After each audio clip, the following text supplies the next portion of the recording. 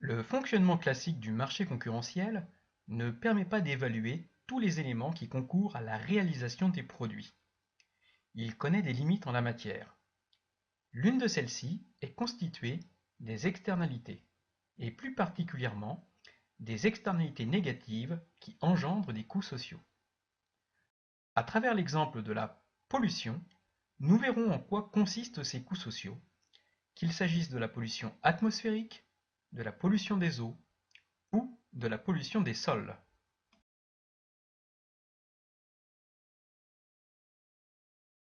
Les entreprises intègrent dans leur prix de vente leurs coûts de production directs, coût des facteurs de production, coût de la réglementation notamment.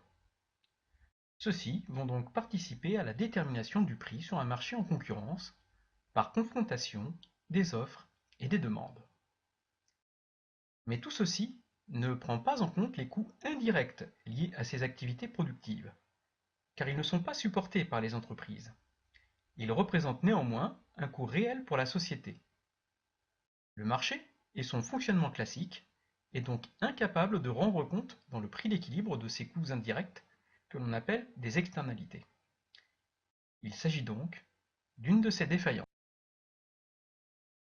D'un point de vue général, une externalité peut se définir comme la conséquence de l'activité de production ou de consommation d'un agent économique sur les autres agents économiques. Cette conséquence peut être un inconvénient ou un avantage. L'absence de compensation monétaire liée à cette conséquence définira donc dans le premier cas une externalité négative, dans le second cas une externalité positive.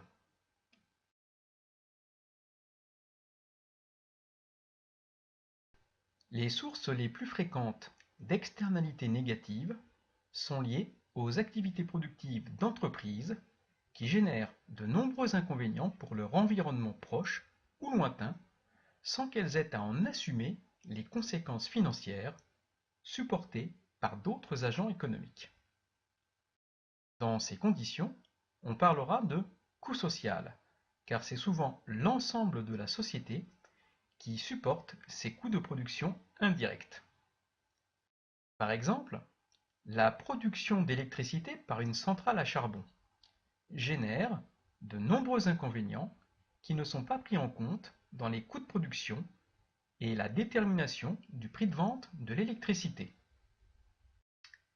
qui paye par exemple les conséquences de l'épuisement des ressources naturelles, qui paye les conséquences de la pollution des sols, qui paye les conséquences de la pollution de l'eau, qui paye les conséquences de la pollution de l'atmosphère cause du réchauffement climatique, qui paye les conséquences de la pollution sur la santé, qui paye les conséquences de la pollution sur la réduction de la biodiversité. La pollution de l'air, générée par les activités productives et les activités de consommation, se traduit notamment par des rejets dans l'atmosphère de gaz à effet de serre participant au réchauffement climatique. Ce réchauffement climatique a un coût économique, humain, environnemental élevé.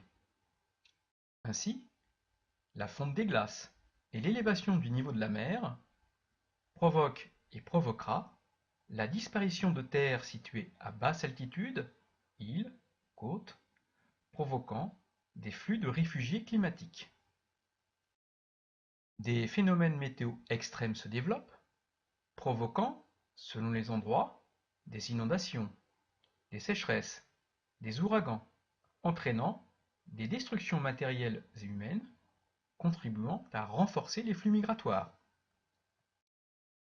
Les écosystèmes sont modifiés, engendrant notamment dans les pays les plus pauvres des difficultés de production alimentaire, favorisant ici encore des flux migratoires et occasionnant une mortalité plus forte. La biodiversité se réduit, renforçant plus encore les problèmes de production alimentaire. La pollution atmosphérique dégrade également la qualité de l'air que nous respirons, engendrant ainsi de nombreux problèmes de santé et une surmortalité. Le coût social de la pollution atmosphérique semble donc très élevé, mais difficile à chiffrer. La pollution des eaux douces, nappes phréatiques, rivières, fleuves, lacs, ainsi que la pollution des océans ont également un coût pour la société qui n'est pas pris en compte dans le calcul économique des activités générant cette pollution. Activités agricoles, industrielles principalement. Ainsi, des activités économiques sont menacées. Le tourisme, en raison des plages polluées par exemple. La pêche ou la conchiliculture, c'est-à-dire la culture des huîtres par exemple. La biodiversité est également menacée, renforçant les difficultés des pêcheurs et aggravant les difficultés alimentaires. Les dépenses pour dépolluer l'eau, notamment potable, sont de plus en plus élevées. Enfin, ces pollutions génèrent des problèmes de santé humaine, virus, microbes et bactéries engendrent des maladies qu'il faut traiter. Ici encore, il est difficile de chiffrer le coût représenté par tous ces éléments. La pollution des sols, provenant des activités agricoles ou industrielles principalement, renforce la pollution atmosphérique. Les vents emportent les produits polluants, ainsi que la pollution des eaux. La pluie draine les polluants du sol vers les nappes phréatiques, les rivières, les fleuves, puis les océans.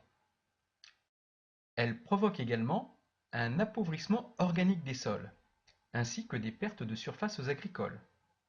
Érosion renforcée, empoisonnement des sols.